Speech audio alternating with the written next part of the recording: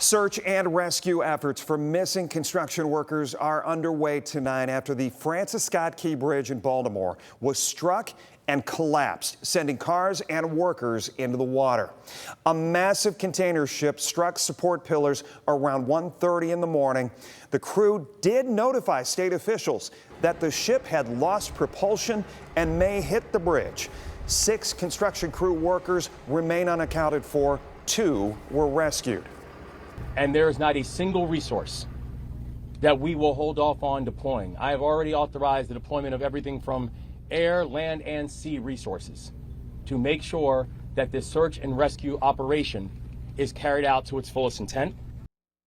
The Port of Baltimore is one of the nation's largest shipping hubs. Officials say 12 million vehicles crossed the bridge last year, and the port itself handled a record amount of cargo. Now, with this in the headlines, Toledo is known for having a lot of bridges and ships coming through on a daily basis. So we checked in with local first responders to see what resources the city has in case an incident like this were to ever happen here.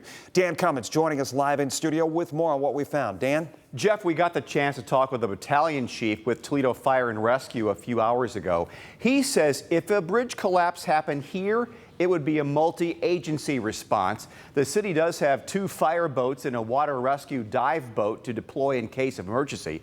The department would then reach out to the Coast Guard, ODNR, along with Toledo Police for help. Toledo has rail bridges and expressway bridges, which is where ODOT would get involved. Toledo Fire also says there's a team of divers available 24/7.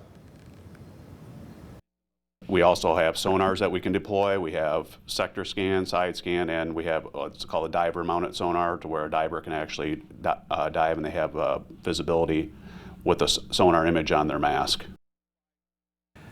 The Maumee River is a major shipping channel, one of the busiest ports on the lake. 10 million tons of cargo go in and out of there. It's 34 feet of depth with 0 visibility conditions. Divers cannot mostly see, they just touch and feel down there. That's why the sonar application would be very handy in such a large-scale incident.